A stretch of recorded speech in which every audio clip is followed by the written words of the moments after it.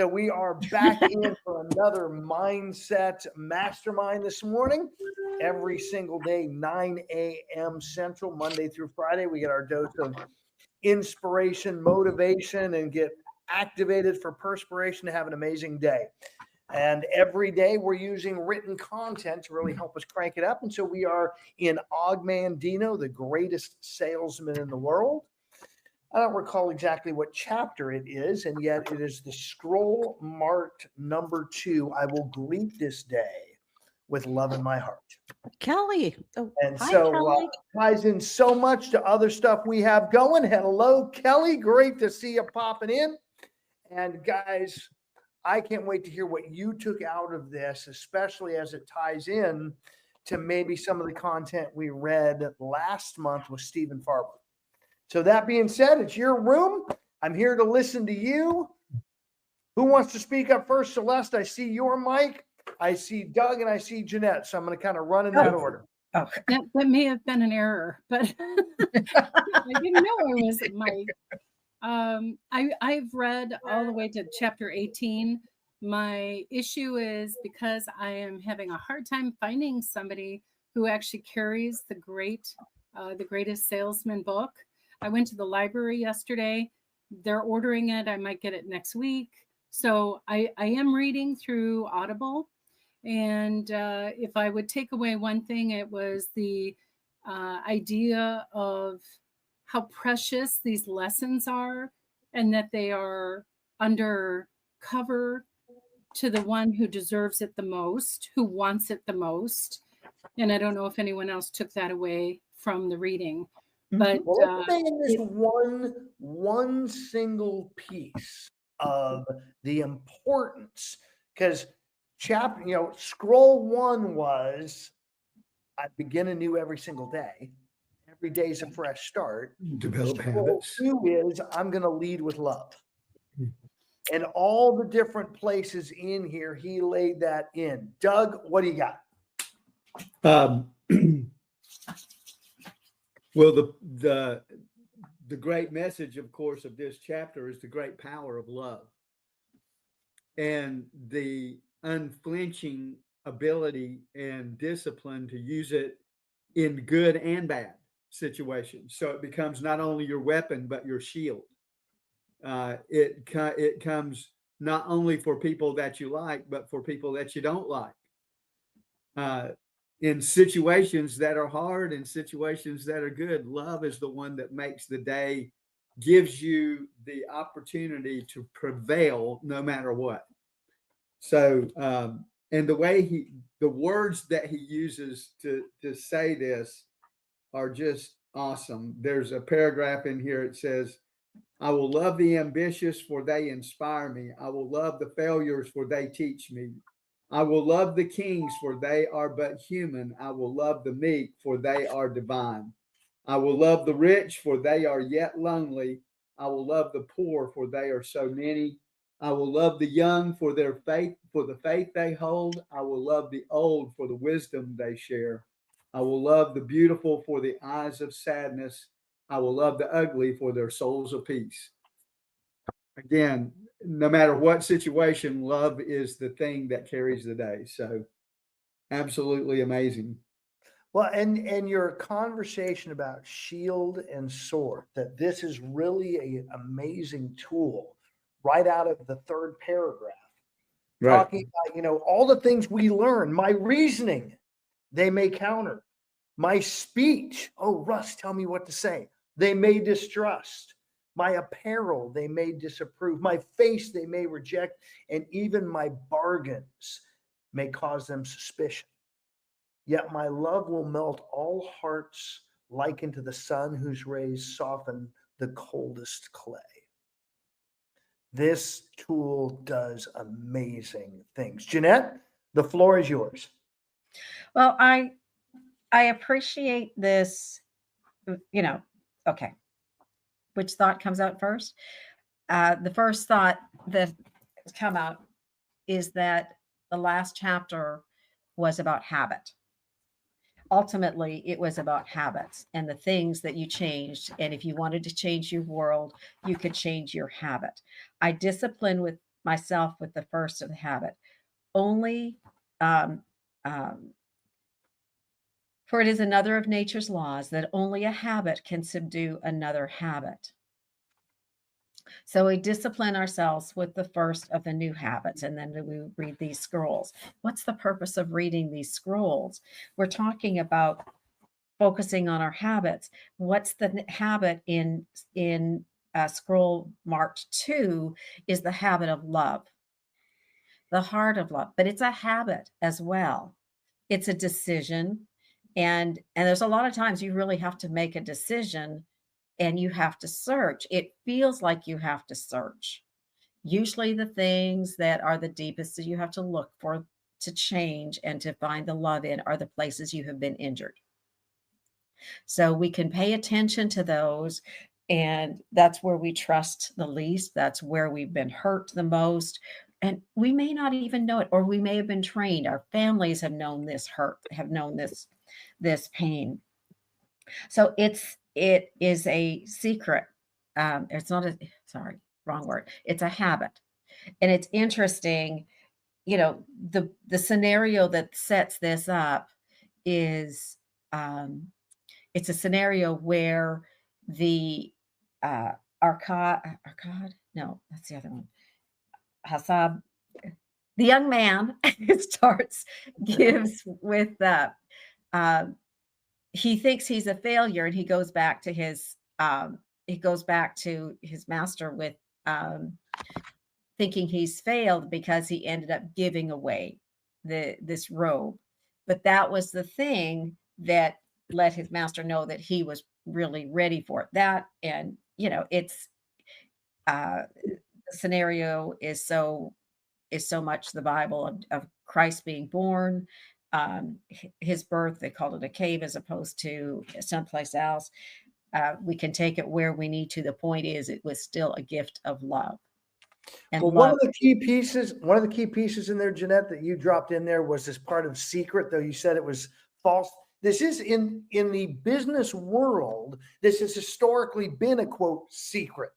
We should be all business.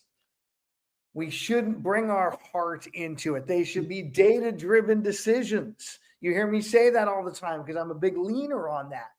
And yet we don't leave our heart at home when we go off into the marketplace. And so making sure that we lead with that piece. I want to bring again right out of the fourth chapter in that, or the fourth paragraph in essence. How am I going to lead with love? Henceforth will I look on all things with love, and I will be born again. I will love the sun, for it warms my bones, yet I will love the rain, for it cleanses my spirit. I will love the light, for it shows me the way, yet I will love the darkness, for it shows me the stars. I will welcome happiness, for it enlarges my heart, yet I will endure sadness, for it opens my soul. I will acknowledge rewards, for they are my due, and I will welcome obstacles, for they are my challenge. I will love all things, and he even goes into all people. This is not only our challenge, as Jeanette said, our new habit. It's a game changer when that is how you show up in everything. Sherry, you are next, and then Carrie, I see your mic's hot too. Well, you took us right to where I was headed. I'm kind of funny. I like to research things and understand the root of words. And so I looked up love, and it came from the Indo something European, and has been through 4 derivations, and is one of the few words that's very little changed. And the reason I looked it up, and that's in the noun form, I haven't gotten to the verb yet, but I think it's important to understand where words come from, because love has a different meaning to every person, probably from our own programming or lives. And the thing that is most significant to me is that it's going to change our actions, even throughout this. I welcome happiness, for it enlarges, my heart.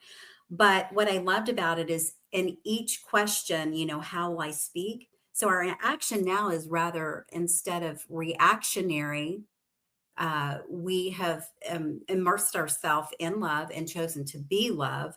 So now we're going to dig for reasons to applaud. Like instead of judging or, maybe having our normal response or reaction to something, we're now looking at it from a different position. So I'm going to dig for reasons to applaud. That's like pretty powerful, right? When I move to praise, I'm going to shout it from the roofs. Like that's abandoned. This is like an abandonment of self or self-judgment. And it takes us through so many different things. When this is who we are, when we are immersed or grounded in love, I'll never overindulge the requests of my flesh. Rather, I will cherish my body with cleanliness and moderation. Never will I allow my mind, okay, so we're feeding our mind, this is a mastermind, to be attracted to evil and despair. Rather, I will uplift it with knowledge and wisdom of the ages. Never will I allow my soul to become complacent and satisfied. Rather, I will feed it with meditation and prayer. And it just brings it right back to, I greet this day with love and I will succeed. That's how it ended, So it is an action that changes from a more conditioned response, but I think it comes out of the depth of our being when we ground ourselves in love. Absolutely, my dear. And it is truly grounding. And so many times we avoid it. So many times we don't lean into that piece. We buy into maybe even our own internal stories or dialogues about this person bad, or this person's making me upset, or this person's a challenge, rather than coming from a place of, I love all of them and I love myself. By the way, For I have not time to hate. Yeah. That was that's right there at the very end, for I have not time to hate, only to love. From this moment, I take the first step required to become a man among men. A woman among women. I'm okay with both, or a women among men and vice versa. I just love that you're all stepping into leadership. Carrie, speaking of leaders, what do you got? So I wanted to mention, right, what I was taking out of this, because like she said, it's all about the love. So in being a leader and coach or teacher, how do you take a Camden and help him to understand that, or a woman, just doesn't matter, I'm just using that character, so to understand that while you are Camden and you have this great thing going, it is important to have a softer side with certain people. How do you get them to change the mindset to understand that love is a part of it, as opposed to crazy and weak in the meantime as a business How person? do you get who to understand? Well, so let's say I'm teaching, right? Like my son or one of the girls that I'm talking to, maybe they are more interested in just the numbers game. So, and that's the truth, right? So, how do I get them to use change their mindset just a little bit to understand that love is a part of it, or being soft is a part of it, or caring is a part of it? Well, let's even break this down a little farther, because it's really, how do I get them to understand? Whatever we're working on is superfluous to that piece of the sentence. Carrie, have you ever known me to be in front of rooms before? Yes. You ever known me to be teaching, coaching, training, leading? Yes. And have you ever dreamt that I have experienced this wonderful moment where a student of mine over the years comes to me with this epiphany that they picked up from somebody else that I've been telling them for 5 years? Okay. Yes. So part of this love is letting go of the result. Right. But then I'm just the value. How do you teach the value of that? Again, You don't. we can teach, we can share, we can invite to this room where today we only have 12 total people. Mhm. Everyone in this space knows that if people would show up here every day over the next 365 days, their life would be radically different. It was true. Their finances would, their emotions would, their attitude, their energy. You guys know it. And they'll come when it's the right time for them. We're going to keep loving on them. We're going to keep inviting them. We're going to keep sharing. Yeah. And when the time is right, and by the way, some will come and then they will leave Right. because they're still not ready in the moment. Yeah. If we're truly living in love, the outcome, we will not judge. We will hurt. Again, I will mourn for those that have left and never come back. By the way, will I continue to reach out and have conversations and attempt to? Absolutely. If someone says, Russ, don't invite me anymore, will I let them go? I will let them go with love. I wish them well on their journey. I don't wish them anything negative. That for me in this content, that's the key component. And as we still stay, as Shara said, grounded in this space, no matter what those other folks are doing. If we're in love, we're not going to be in judgment. If we're in gratitude, we're not going to be in judgment.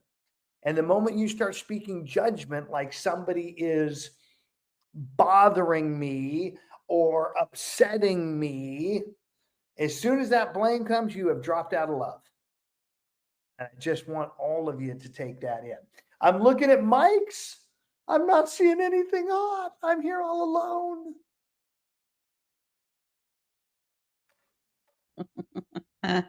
That's funny. I'm appreciating how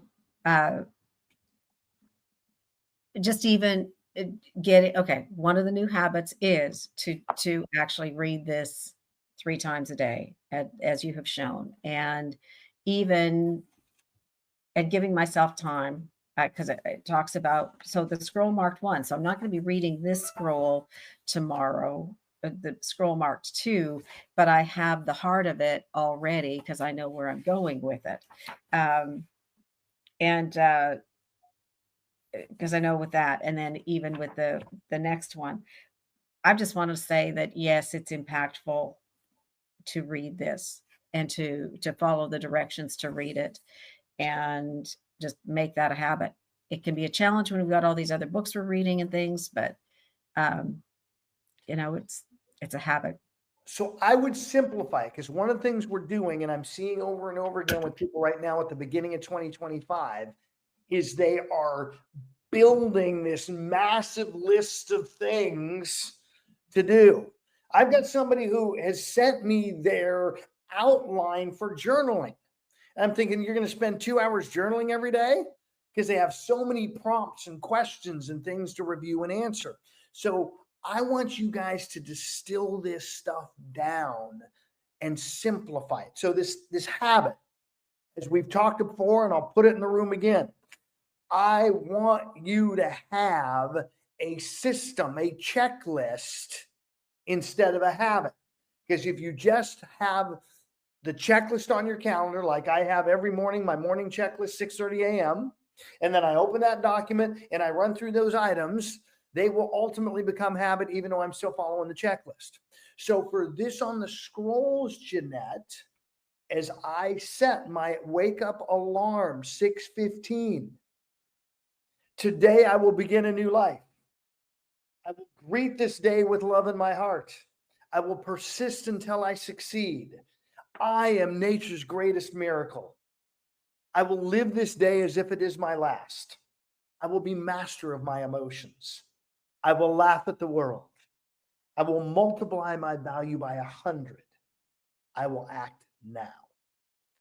If you guys just take the scroll headers and build a system, rather than reading the scrolls every day, you'll know enough from those. So, by the way, 3 alarms, 1 morning, 1 midday, 1 night. I am now being forced to get into this content every single day because I have a system to make sure I'm doing it.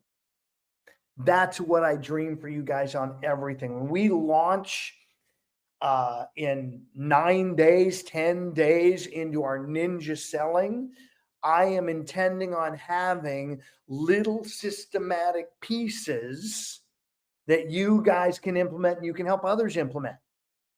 So they're working on the core components of their business and their life. Can What I share else you guys something, think? Russ?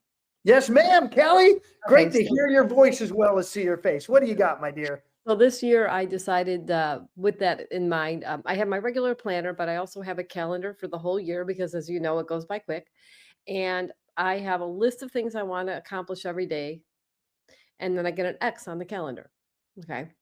So one of them is read 10 pages a night as part of the 75 hard, right? Now, but here's what I want to tell you. Instead of beating myself up last night, my son and his girlfriend are in from Seattle and they're going back Saturday morning.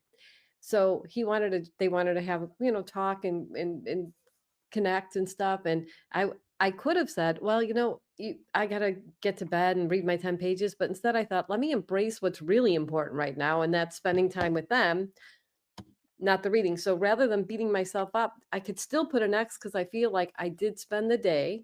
I was productive early in the morning and I spent the day with them the rest of the afternoon.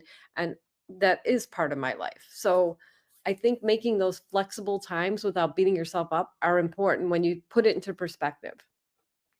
So here's Not being a my, slave. Yeah. and since you're first in the room as well, here's my grace, if you will, as we've talked about before, Pareto's principle, the 80-20 rule. If it's an anomaly, if it's an edge of the bell curve that you don't do it, give yourself grace. If you're making excuses for not doing it because something else is more important more than 20% of the time, then you need to start reevaluating your grace. Okay, that's the only caveat. And I absolutely agree with you because our mantra, not just of words of how we live and coach, is God, family, business. And so I actually tweaked it slightly. God, myself, family, business, because you got to take care of you first. So if this reading is something, if you're in content that really is life changing for you and you see it that way, by all means, I want to make sure you do it before family. And if it's not falling in that category, I'm participating in business development like ninja selling.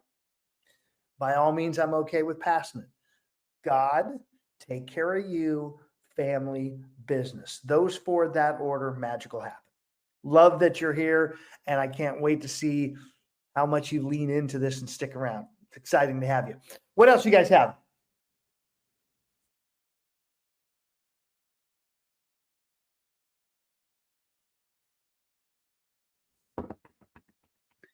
Well, I guess if we're going to end the day, I would start back with what I said at first. It's on page 54 of my book. It says, how will I react to the actions of others with love? For just as love is my weapon to open the hearts of men, love is also my shield to repulse the arrows of hate and the spears of anger. Adversity and discouragement will beat against my new shield, and we become as soft rains. My shield will protect me in the marketplace and sustain me when I'm alone. It will uplift me in moments of despair, yet it will calm me in times of exaltation. It will become stronger and more productive with use until one day I will cast it aside and walk unencumbered among all manners of men. So, what an amazing mind picture as far as a goal to be able to walk among all manners of men without feeling that you have to protect yourself because you love them. Amen. So I think that's extremely powerful.